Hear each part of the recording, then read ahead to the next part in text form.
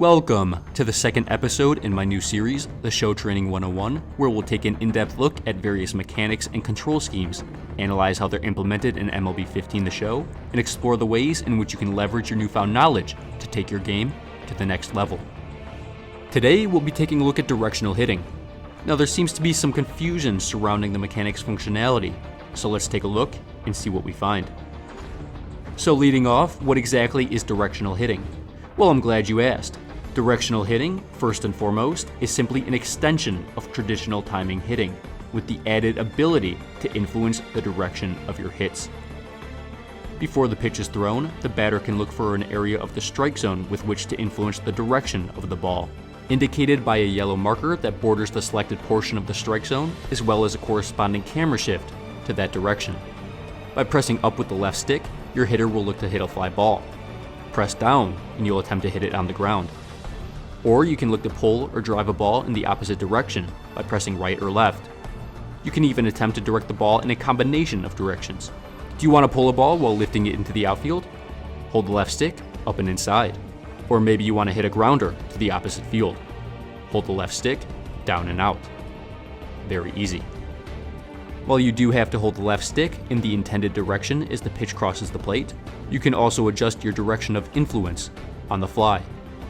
But it's the ability to freely alter your direction of influence, or DOI as we'll call it, that has led to some misunderstanding of how the mechanic actually functions. Many incorrectly believe that the DOI must match the pitch's location to make solid contact, but this is not the case. Remember, this is not zone hitting. There is no PCI with which to match pitch location. The DOI simply influences direction, not the chance for contact. However, there is some validity to matching your DOI with the pitch location. The direction of influence represents a batter's area of focus within the strike zone. The closer the pitch is to the batter's selected zone of influence, the greater the probability that you'll be able to direct the ball in the intended direction. Likewise, the further away the pitch lands from your selected zone of influence, the less likely you'll be able to direct the ball in your preferred direction. But remember, this applies to direction only, not the possibility of making contact. On the user's end, contact is solely a product of timing. Of course, player ratings act in conjunction with the user's timing, but those variables act independently from user input and don't warrant inclusion in this guide. So just remember that when you're looking to direct the ball in a particular direction, make sure the ball ends up where you're looking. It's not at all impossible, but it's certainly difficult to pull a pitch on the outside part of the plate, just as it's difficult to get under a ball that's low in the zone. Now, one last thing before we head into the tips segment. Because directional hitting doesn't require a batter to place the bat on the ball, the timing windows are constricted in comparison to zone hitting in order to compensate for the inherently simpler user interface. Now, balance is always key, and while I can't definitively confirm that one interface bears better results over the other, the mechanics were undeniably designed to be equally difficult in execution. Okay, so now that we have a better understanding of how the mechanic works, how do we master it? Well, given the mechanic's roots found in the classic timing interface, the key to hitting well with directional hitting stems from your ability to, well, time the ball correctly.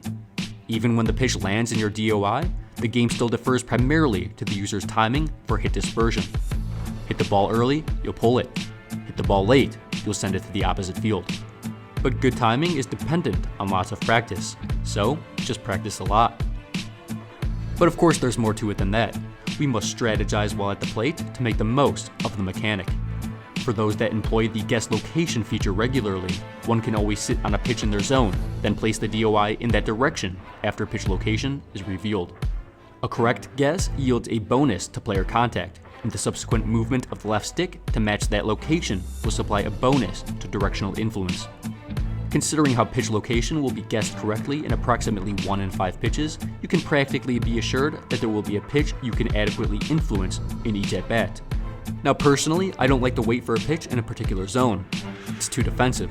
I prefer to be a bit more proactive, read each pitch, and adjust accordingly. I want to be able to hit any pitch, not just one in a distinct zone. But as mentioned before, directional hitting doesn't provide the user with the ability to control bat location, so matching your DOI with the pitch won't necessarily yield greater results. So here's the greatest advice I can give you, and here it is. Simply do not look to influence the ball on every pitch. Instead, use it sparingly, only when a specific situation justifies its use. For example, if there's a runner on third with less than 2 outs and you need to bring him home, a ground ball to the right side of the infield will suffice. So, throughout the course of that at-bat, hold the left stick down or down into the right, and you increase the chance of hitting a ball to the right side of the infield. Or let's take the same situation, you have a power hitter at the plate, and you want to bring that runner on third home with a deep fly ball. Just hold the left stick up throughout the course of the at-bat to increase your chance of getting under a ball. It's really all very simple. Just don't overcomplicate things by attempting to match your DOI with pitch location with each pitch. So, that's all for this week. When breaking down the directional hitting mechanic to its core components, you'll realize just how different it is from zone hitting, the knowledge of which provides us with greater insight as how best to utilize the feature to its maximum potential. And finally, I hate to be redundant, but with directional hitting, proper timing is always essential, regardless of what it is you're trying to do at the plate. Don't ever forget that. Directional hitting. Time the ball, direct the ball. Simple. Hey guys, thanks so much for watching. Be sure to subscribe for weekly gaming content and more MLB 15 The Show guides. Now, being an aspiring video game journalist, I'd love for you to check out my review of MLB 15 The Show and provide feedback. Also, make sure you check out my new series highlighting the 25 greatest sports games of all time.